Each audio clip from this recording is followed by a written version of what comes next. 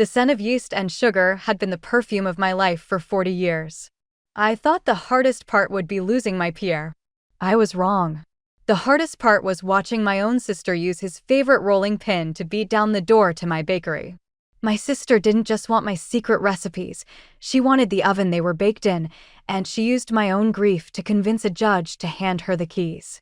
In the fog of those first months after Pierre's death, Colette and her son Mark were my anchors.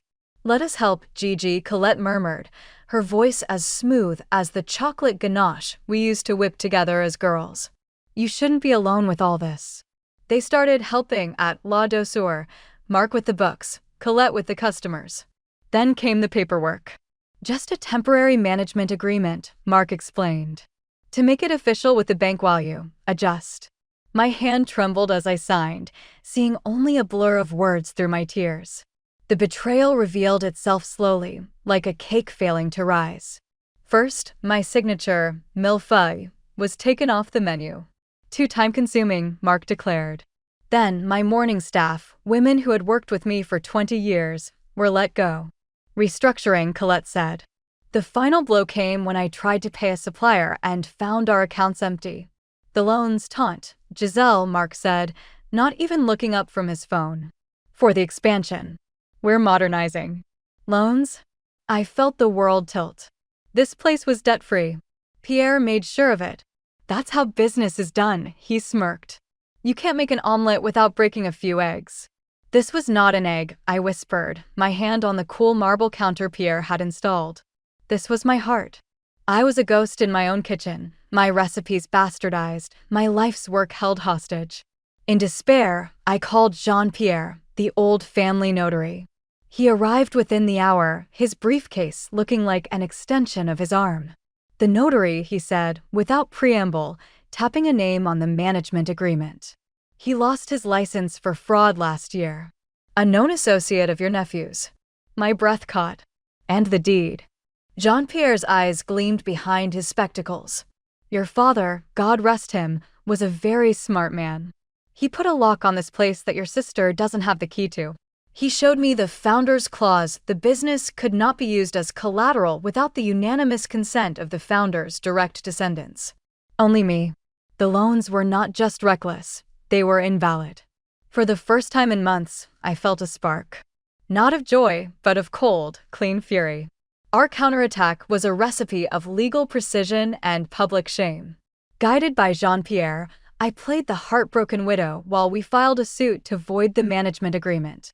We notified the bank their collateral was worthless. The bank froze everything and sued Colette and Mark for loan fraud. Meanwhile, I visited my loyal customers at the market, my eyes brimming with genuine tears, and told them my story.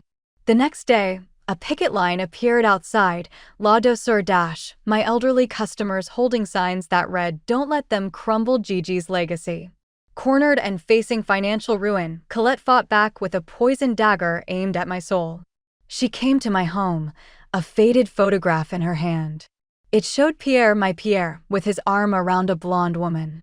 "He was going to leave you, Gigi," she hissed, her face a mask of triumphant malice. "He had a mistress for years. I'll tell everyone. I'll destroy the memory of your perfect marriage. Your sympathetic widow story will be a joke. Drop the lawsuits, or I'll paint him as a cheat and you as a fool." The world swam. The foundation of my life, my love for Pierre, turned to sand. But Jean-Pierre urged calm. "We investigate, Giselle. We find the truth." And we did. The other woman was found. She was Pierre's estranged half-sister, whom he had been secretly supporting through a cancer diagnosis. I had known. We had kept it private from our gossipy family. Colette's attempt to blackmail me with a story of infidelity was a violation of a sacred, compassionate trust. I turned the tables. I called a press conference outside the bakery. I didn't deny the photo. I held it up. "This woman," I said, my voice clear and strong, "was Pierre's sister. He was helping her when she had no one else. My sister knew this. And she chose to use this story of my husband's profound kindness, his loyalty, and try to twist it into something ugly to steal a bakery. That is the measure of her character." The backlash was immediate and absolute. The story was no longer about a business dispute, but about a vendetta so vile it would desecrate a good man's memory. Colette and Mark were socially and legally annihilated. The court voided the management agreement and nullified the loans. Colette and Mark were left personally liable for everything. I stood once more behind my marble counter, the scent of real butter and sugar slowly returning. They thought my kindness was a weakness they could exploit. But they forgot that sugar, when heated just right, can become the hardest glass. I am still generous with my pastries, but ruthless with my contracts. The sweetest revenge is not just winning, but rebuilding your life so beautifully that they have to watch you succeed. And every morning at 3 a.m., when the oven's warm and the first batch of croissants begins to rise, I smile. My douceur is back. And it is forever. The victory was sweet, but the bakery felt different now. The air, once thick with the warm, uncomplicated scent of butter and yeast, now carried the sharp, metallic tang of legal battles and betrayal. My sister's poison had seeped into the very bricks of La Douceur Dash. The picket lines were gone, the for sale signs taken down, but a new silence had descended, a wary, waiting silence. My loyal customers returned, their smiles a little too bright, their pats on my hand a little too gentle.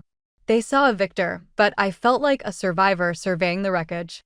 Jean-Pierre became my steadfast shadow, his briefcase a permanent fixture on one of my bistro tables. The war is won, Giselle, he'd say, stirring his café au lait. But now we must secure the peace. The legal aftermath was a tangled mess.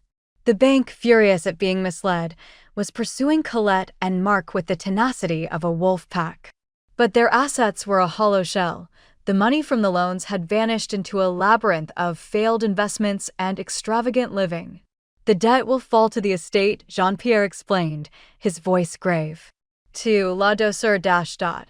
The spark of fury I had nurtured flared back to life. No, I will not lose my home a second time because of their greed. It was then that Jean-Pierre unveiled the final piece of my father's legacy. The founder's clause, he murmured, has teeth we haven't yet bared. He showed me a subclause, so deeply buried in the archaic legal language I had missed it. It stated that in the event of a fraudulent attempt to leverage the business's assets, the offending party, or their immediate family, could be held personally liable for any resultant debts to be settled through the forced sale of their own assets. A cold, hard smile touched my lips for the first time in a year. Colette's house. Precisely, Jean-Pierre said. The one our father helped her buy.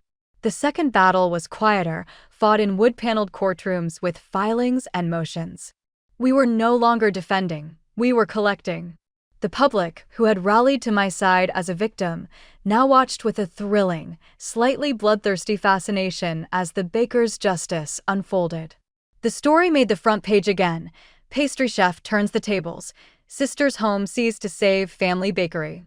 The day the bailiffs changed the locks on Colette's quaint Victorian house was the day she truly broke. She came to the bakery, not with threats, but with a hollowed-out desperation I almost didn't recognize. She didn't ask for forgiveness. She begged for mercy. Gigi, please. It's all I have left. I looked at her, this stranger who shared my blood, and felt a profound and weary sadness. You tried to take all I had left, Colette. You didn't just want the bakery. You wanted to erase me. You don't get to ask for mercy now. I turned her away. It was the hardest and most necessary thing I have ever done.